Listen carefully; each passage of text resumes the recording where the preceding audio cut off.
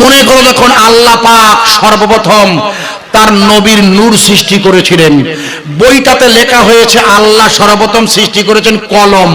বলেছিলাম মনে আছে একটু আগে, আল্লাহ সর্বপ্রথম কি সৃষ্টি করেছিল বললাম তো? সঙ্গে সঙ্গে ওই স্কুলের হেডমাস্টার মিশনের ফোন করলো, হেডমাস্টার যিনি বই লিখেছেন তিনি বলে, এটা কে বলেছেন? আইজুর রহমান সাহেব বলেছেন। ওরা জানে আমি 2 সাবজেক্ট এমএ পাস ইউনিভার্সিটির। সঙ্গে সঙ্গে হেডমাস্টারের কাছে ওই লেখক বলে, না আমার ভুল হয়ে গেছে, উনি ঠিক বলেছেন। আল্লাহ পাক সর্বপ্রথম তার নবীর নূর সৃষ্টি করেছিলেন এবং ওই নূরের প্রথম ভাগে আল্লাহ কলম বানিয়েছিল।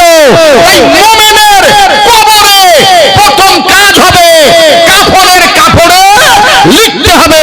আপনাকে যখন কবরে ঢোকানো হবে, এই মসজিদের পিছনে সব কবর আমি ধরে নিচ্ছি, এই কবরস্থানে যারা আছে, প্রথমেই যখন আপনাকে ঢোকানো হবে আমাকেও, তখন মনে তখন মনকে নকির আসবে না, তার আগে এক ফেরেশতা আসবে, তার নাম রুহা। ওই ফেরেশতা আপনাকে বলবে লেখো। বুখারী হাদিস, আজকের বাজে ওয়াজ করে না, ভালো করে শুনে নিন। তখন আপনাকে লিখতে হবে, কি দিয়ে লিখবেন? কলম দিয়ে। কলম, কলম কোনটা? তখন আপনার শাহাদাত আঙ্গুল হয়ে যাবে আপনার কলম। হাদিস শরীফের সে এই জন্য প্রথমেই আল্লাহ রসুলের নূর ভেঙে কলম বানিয়েছিল। কলম 1 নাম্বার। 2 নাম্বারে আল্লাহর নবীর নূর দিয়ে আল্লাহ লহে মাহফুজ বানিয়েছে। লহে মাহফুজ বাল হুয়া কুরআনুম মাজিদুন ফি লহিম মাহফুজ। আল্লাহ নবীর নূরের দ্বিতীয় ভাগে আল্লাহ লহে মাহফুজ বানিয়েছিল। ভাইয়া কোরআন শরীফ ছিল কোথায়? আল্লাহু আকবার, আল্লাহু আকবার। কোরআন শরীফ ছিল লহে মাহফুজ না? আল্লাহু আকবার, আল্লাহু আকবার। কোরআন শরীফ ছিল কোথায়? লহে মাহফুজ। তাই লহে মাহফুজ কিসের তৈরি? জোরে বলুন। আর কোরআনটা কি? কোরআনের নূর। একই, কোরআনটাও নূর। আর নূরুম মিন নূরিহি। কিছু জানেন না ভাইরা আমার? এই জন্য মনে করে দেখুন, পৃথিবীর জমিনে লহে মাহফুজে থাকা আল্লাহর কোরআন বিগত কয়েকদিন ধরে সুইডেন, ডেনমার্ক, পৃথিবীর বিভিন্ন ইউরোপিয়ান খ্রিস্টানেরা ওরা আমার আল্লাহর কোরআন আগুন দিয়ে জ্বালিয়ে দিতে চাইছে। ঠিক না বে ঠিক? গোটা পৃথিবীতে এখন তো কোরআন জ্বালাচ্ছে না। আমার কথা বুঝতে পারছেন না? কোরআন ওরা কি করে চাচ্ছে? আগুন দিয়ে জ্বালিয়ে দিতে চায়। আমি আপনাদের জিজ্ঞেস করছি, কোরআনটা আপনার কাছে আছে কোথায়? কোরআনটা আপনার কাছে আছে কোথায়? ভাই আপনি কি হাফেজ? আমাদের এখানে আসেন। বা যে আপনি কি আলেম? এখানে আসেন। আচ্ছা এনারা কি দুজনে কেউ হাফেজ? বলুন না, মিথ্যে কথা বলছেন। আপনার দাড়ি নেই, আপনার কাছে যে কালো জামা ভাই, আপনি কি হাফেজ? মিথ্যে কথা, আপনি হাফেজ। বিসমিল্লাহির রহমানির রহিম। এটা কি পড়তে পারেন? পড়ুন। আপনাকে পড়বেন না, আপনার পড়বেন না, আপনার পড়তে পারেন। দাঁড়ান। তাহলে আপনি বিসমিল্লাহির রহমানির রহিম পড়লেন না? ওটা কি? ওটা সূরা নামালের আয়াত। ওটা কোরআন না? ওটা আপনি বলে নাই পারি না? আপনি বিসমিল্লাহির রহমান রহিমের হাফেজ। ওটা আপনার মুখস্থ আছে না? মুখস্থ না? ওটা আছে কোথায়? ওটা আছে এই বাম স্থানের দুধের নিচের কলবে। এখানে আছে বলিয়ে এখানে আসছে পাগলা। এ খোকা, বুঝতে পারছি না? এইখানে না থাকলে এখানে আসতো না। আপনার সূরা ফাতিহা পড়তে পারেন? আলহামদুলিল্লাহি রাব্বিল আলামিন পড়তে পারেন না? আপনি পারেন না? এটা কোথায় আছে? এখানে আছে। এখানে তাই আসছে। এখানে এখানে না থাকলে এখানে আসতো না খোকা। তাই এখানে আছে বলিয়ে এখানে আসছে। ভাই এখানে থাকলে এখানে যাবে না, এখান থেকে এখানে আনতে হবে। তাই যে কোরআন মুমিনের কলবে সংরক্ষিত আছে, পৃথিবীর সমস্ত শক্তি, ইউরোপের খ্রিস্টান, ইহুদি জগৎ হাজার চেষ্টা করলেও লাহে মাহফুজে ওই নূরের কোরআনের কেউ আগুন দিয়ে জ্বালিয়ে দিতে পারে? আরে জোরে নরেন্দ্র মোদীজি আর তার দল হাজার চেষ্টা করলেও লা ইলাহা ইল্লাল্লাহ এই ঈমানের কালেমার দাওয়া চলবে না, বন্ধ হবে। আরে জোরে বলুন, এই লা ইলাহা ইল্লাল্লাহ আছে কোথায়? আছে তোমার কলবে। এই লা ইলাহা ইল্লাল্লাহ এটা কোরআনের আয়াত না? এই খোকা, এটা কোরআন না? এটা আছে কোথায়? এটা আছে এখানে। এখান থেকে কেউ বার করে ভাঙতে পারবে? আমার ওয়াজ কি বোঝা যাচ্ছে? আমার ওয়াজ বোঝা যাচ্ছে না? তাই রসুলে পাকের নূরের প্রথম ভাগে কি তৈরি হয়েছিল মুখস্থ করেন, বলুন। কলম। দ্বিতীয় ভাগে লাহে মাহফুজ। লিখুন, তৃতীয় ভাগে আল্লাহ বানিয়েছে আরশে মুআল্লা। কি বানিয়েছেন?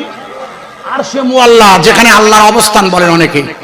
আল্লাহু লা ইলাহা ইল্লা হুয়াল হাইয়ুল কাইয়ুম লা তাখুযু সিনাতু ওয়ালা নাও, আয়াতুল কুরসি। হ্যাঁ, ওটাকে কি বলে? লাহে মাহফুজ। ওখান থেকে আরশে মুআল্লা। তাহলে আল্লাহ বানালেন আল্লাহর নবীর নূর দিয়ে আরশে মুআল্লা। তাহলে প্রথম ভাগ ভেঙে কটা ভাগ হলো এখন? মুখস্থ কর, মুখস্থ কর। তিনটি। থাকলো কটা? ওই একটাকে আল্লাহ আবার চার ভাগে ভাগ করলেন। বড় মজাদার কিন্তু কঠিন মনে রাখাটা। প্রথম ভাগে আল্লাহ বানালেন কলম, দ্বিতীয় ভাগে বানালেন লাহে মাহফুজ, তৃতীয় ভাগে বানান আরশে মুআল্লা। আর ওই চতুর্থ ভাগটাকে আল্লাহ আবার ভাগ করে চার ভাগে ভাগ করলেন। প্রথম ভাগে ভাগ করলেন আল্লাহ, আর প্রথম ভাগে বানালেন আরশে মুআল্লা বহনকারী ফেরেশতা। বোঝা গেল কথা? কি বানালেন? আরশে মুআল্লা বহনকারী ফেরেশতা। তাহলে ফেরেশতা কিসের তৈরি হলো? নূরের। এই জন্য ফেরেশতাদের বিয়ে হয় না, ফের খায় না, তো নূরের তৈরি, বিয়েও নেই, খায়ও না। এই জন্য ফেরেশতারা আল্লাহ আল্লাহ বললে আল্লাহ সন্তুষ্ট হয়নি। আল্লাহ বললেন, না দেখো তোমরা সর্বক্ষণ আল্লাহ আল্লাহ বলছো বটে, কিন্তু আমি একটা দল বানাবো। কলা রব্বুকা লিল মালাইকা। ও আমার ফেরেশতারা শোনো, আমি দুনিয়াতে আমার একটা প্রতিনিধি পাঠাবো। ইন্নী জাইলুন ফিল আরদে খলিফা। আমি একটা দল বানাবো, আমার একটা প্রতিনিধি পাঠাবো।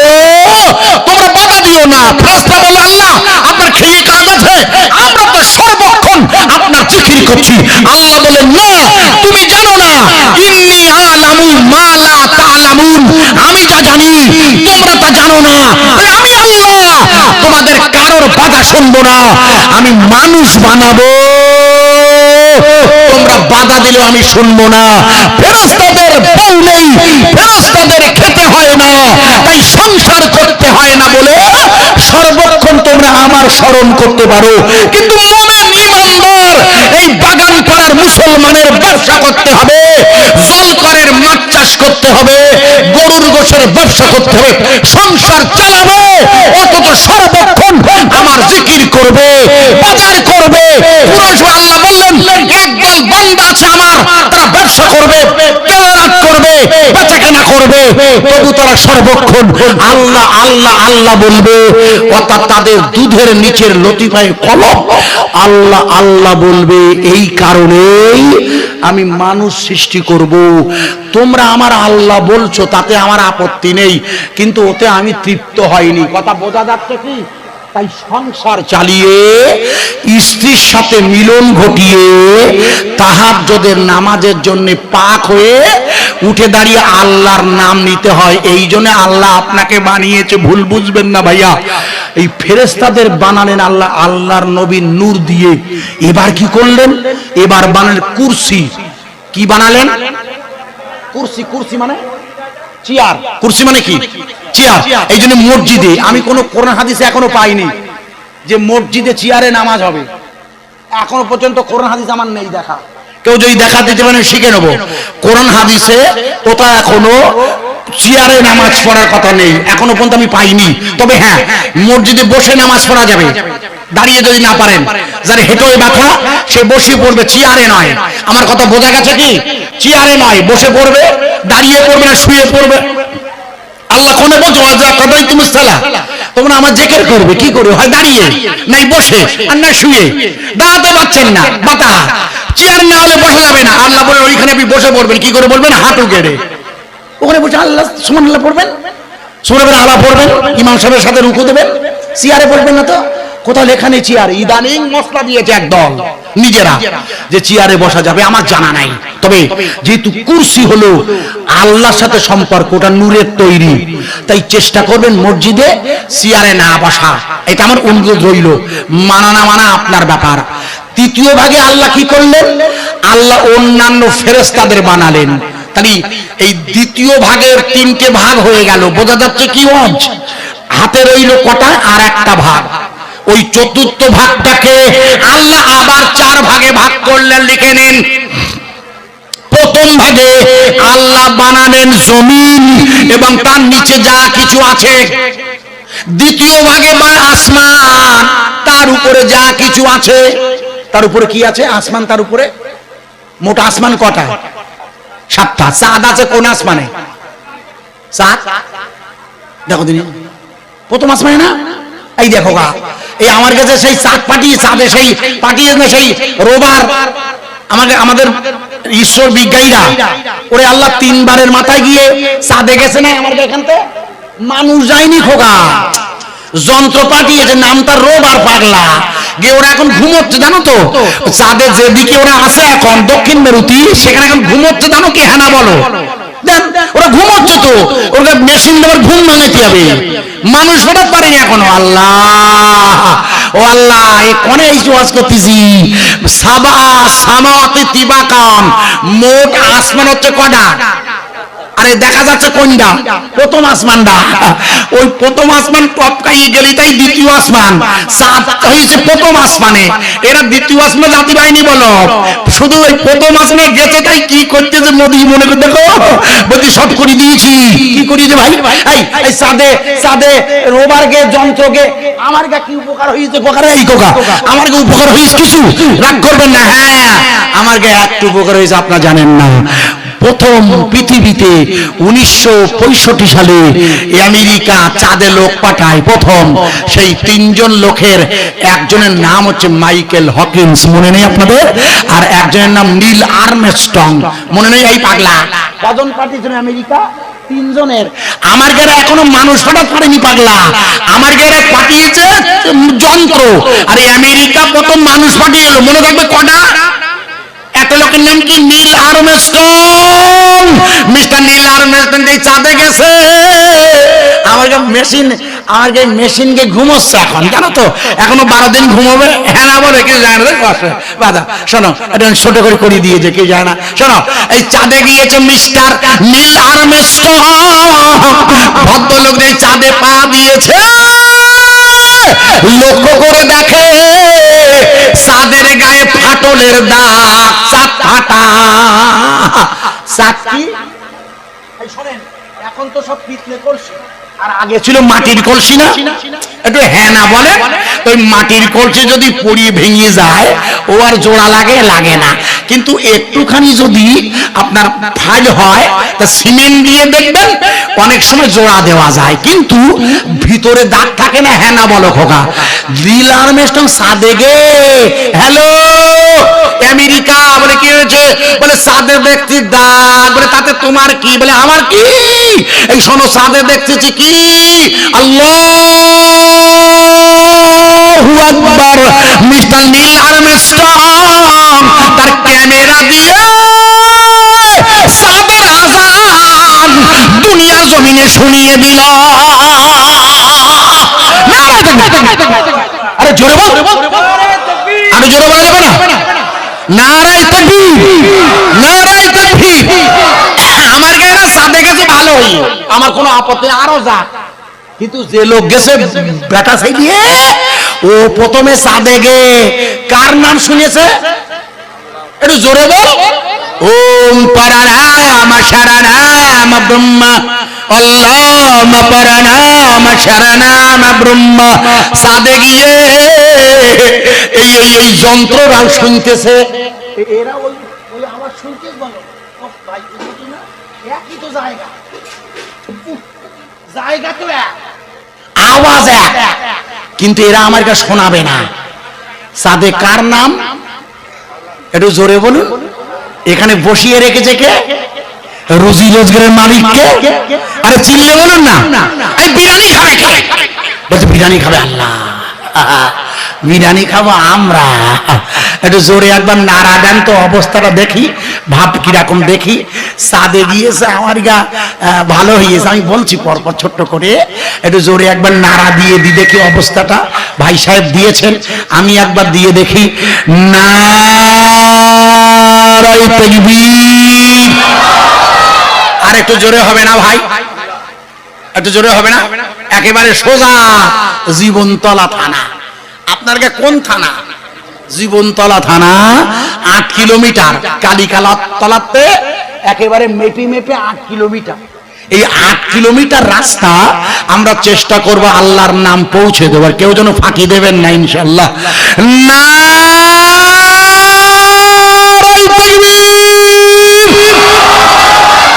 আগের সে জোর হইল না। আমার ইমাম সাহেব, আপনাদের ইমাম সাহেব হচ্ছেন, আমার আগে এসে সেই হিসাবে বলছে।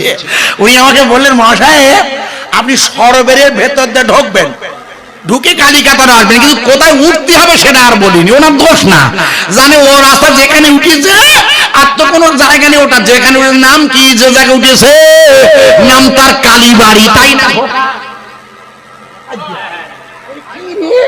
যে মোড়ে উঠলাম মঠের দিকে কালীবাড়ি না কি রে, কালীবাড়ি ওখানতে ইকেলে সবাই মিলে এই রাতের বেলা একটু কালীবাড়ি পেরিয়ে একেবারে সোজা মঠের দিকে পেরিয়ে আমরা আল্লাহর জমিনে আল্লাহর দ্বীনের আওয়াজ দেব। কেউ যেন ফাঁকি দেবেন না। কালিকাতলা বাগানপাড়া জামে মসজিদের মহান বিশ্বনবী দিবস। জোরে বলুন জিন্দাবাদ, আরো জোরে বলুন জিন্দাবাদ। এই আকাশ তৈরি কি দিয়ে? আল্লাহর নবী নূর দিয়ে না? আমি কি বোঝাচ্ছি এতক্ষণ খেটে খেটে? ও আল্লাহ, আকাশ তৈরি কি দিয়ে? আর চাঁদ রয়েছে কোনে? আকাশে না, আকাশে চাঁদ আছে, নবী না হলে হতো না। সবাই মিলে আছি বসে মসজিদে বাগানপাড়া, নবী দিবসের জলসা হবে, মনে রেখো ভাইয়া, আল্লাহ নবী খুশি হবে, করবে রহমতের ঝরনা, মায়া মেনার কোলের দুলাল, তাজদারে মদিনা।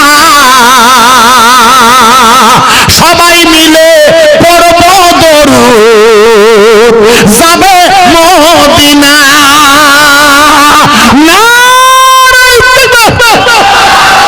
মহান বিশ্বনবী দিবস, মহান বিশ্বনবী দিবস। চিল্লে বলবেন, চিল্লে বলবেন, ফুরফুরা শরীফ, আজমির শরীফ, মক্কা শরীফ, মদিনা শরীফ, পাঞ্জাবের সিরহিন শরীফ, সকলের ঊর্ধ্বে কুরআন শরীফ। আল কুরআনের আলো, আল হাদিসের আলো। নারায়ে তাকবীর। মহব্বতের সাথে লা ইলাহা ইল্লাল্লাহ, ইলাহা ইল্লাল্লাহ। এটাকে জলি জিকির। এটা কি জিকির? এটা কি জিকির? জলি জিকির। এই জলি জিকিরটাকে খোপেতে আনতে হয়, কলবে। লা ইলাহা ইল্লাল্লাহ, এটাকে আবার কলবে আনবেন, খোপি। লা ইলাহা ইল্লাল্লাহ এ বলবে না, এ বলবে তখন লা ইলাহা ইল্লাল্লাহ, ইল্লাল্লাহু। নবী গেলেন তয়েফে, নবী গেলেন তয়েফে, পাথর মারে কাফেরে, এ রক্তের ধারায় পা দুখানি রাঙা হয়ে যায়। নবী গেলেন তয়েফে, পাথর মারে কাফেরে, এই রক্তের ধারায় পা দুখানি রাঙা হয়ে যায়।